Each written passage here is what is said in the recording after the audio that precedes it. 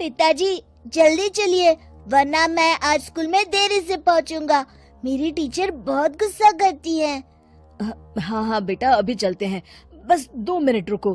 तभी रमेश की पत्नी कमरे से बाहर आती है और रमेश से कहती है, सुनिए जी, आज शाम को आप ऑफिस से जरा जल्दी घर आ जाइएगा।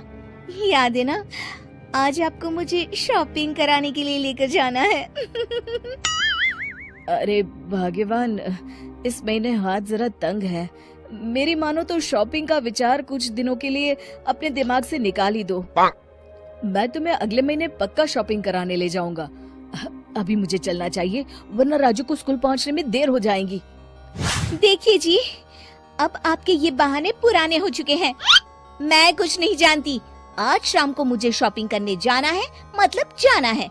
आगे आपकी मर्जी। अच्छा ठीक है भाग्यवान, अब तुम पूरा घर सर पर मत उठाओ, मैं कुछ करता हूँ। इतना कहकर रमेश अपने बेटे राजू को लेकर वहाँ से चला जाता है। घर से निकलने के लिए रमेश जैसे ही अपनी मोटरसाइकिल शुरू करता है, तभी उसकी माँ उसे आवाज देकर कहती है, अरे रमेश, आज शाम को मुझे कुछ पैसे दे देना। याद है ना, मैंने तुझसे कहा था कि मुझे मंदिर में चढ़ावा चढ़ाना है। अरे माँ, मेरी तनख्वाह आने में अभी 10 दिन बचे हैं। अभी मेरे पास बिल्कुल पैसे नहीं है। हाँ, मेरी तनख्वाह मिलते ही मैं तुम्हें पैसे दे दूंगा।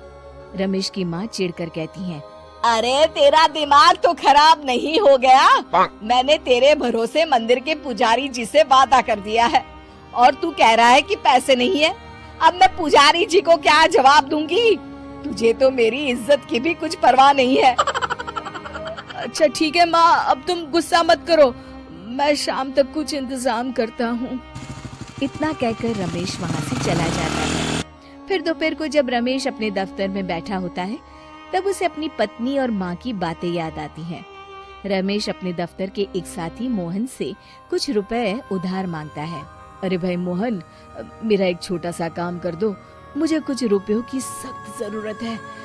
मुझे कुछ दिनों के लिए क्या तुम रुपए उधार दे सकते हो? अरे रमेश भाई, मैं तुम्हें पैसे उधार तो दे सकता हूँ, लेकिन मुझे वक्त पर पैसे लौटा देना। वैसे भी मेरा मानना है कि दोस्ती यारी में कभी पैसों का व्यवहार नहीं करना चाहिए। ये कहावत तो तुमने सुनी ही होगी कि उधार प्रेम की कैंची है। मैं नहीं चाहता कि पैसों को लेकर हमारा रिश्ता खराब हो। अरे मोहन, तुम बिल्कुल चिंता मत करो, मैं तुम्हारे पैसे वक्त पर लौटा दूंगा। फिर मोहन रमेश को पैसे दे देता है। शाम को घर आकर रमेश कुछ पैसे अपनी माँ को देता है और साथ ही अपनी पत्नी को भी शॉपिंग कराने बाजार लेकर जाता है।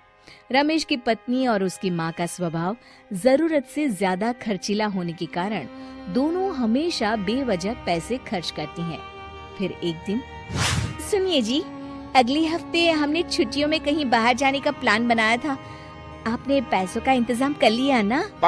अरे अभी कहाँ, अभी तो मेरे पास बिल्कुल पैसे नहीं है। हम कभी और चले जाएंगे। देखिए जी, मैंने सभी सहेलियों से कह दिया है कि मैं बाहर घूमने जा रही हूँ। अगर मैं नहीं गई तो सब मुझ पर हंसेंगी। आप कहीं से भी पैसों का इंतजाम कीजिए जी।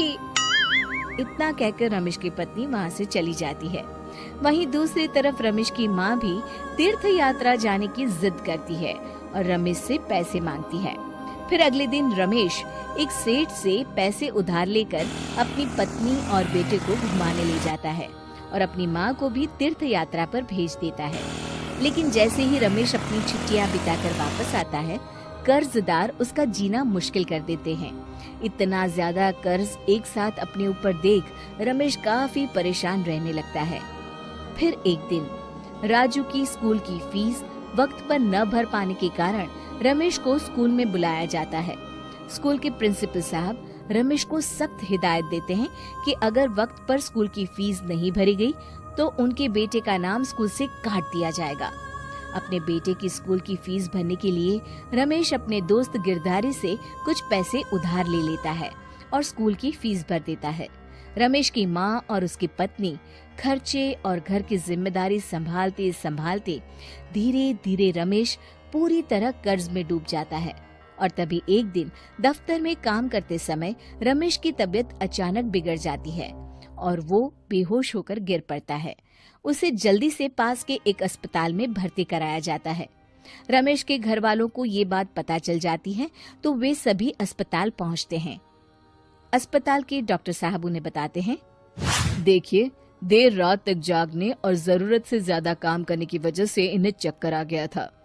बेहतर यही होगा कि इन्हें कुछ दिनों के लिए पूरी तरह आराम करने दिया जाए।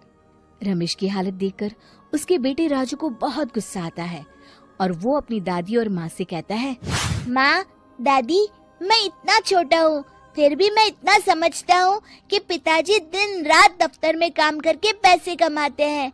पिताजी अकेला पूरा घर संभालते हैं और आप दोनों अपने फिजूल के खर्चों के लिए उन पर दबाव डालते रहते हैं। आज पिताजी की हालत के जिम्मेदार तो आप दोनों हैं। राजू की समझदारी भरी बातें सुनकर रमेश की माँ और पत्नी को अपनी गलती का एहसास होता है और दोनों की आंखों में आंसू आ जाते हैं। फिर कुछ दिनों के बाद रमेश की तबीयत एकदम अच्छी हो जाती है और वो पहले की तरह अपने काम पर जाने लगता है। रमेश की माँ और पत्नी अब उसे किसी प्रकार की कोई तकलीफ नहीं देते और ना ही उससे किसी चीज की मांग करते हैं। फिर देखते ही देखते रमेश अपने कर्ज के सारे पैसे चुका देता है। उसकी जिंदगी पहले की तरह अच्छी हो जाती है और वो अपने परिवार के साथ खुशी खुशी रहने लगता है। शिक्षा, हमारे रिश्ते एक तराजू की तरह होते हैं जिसकी दोनों ओर जिम्मेदारी और समझदारी का वजन बराबर होना चाहिए।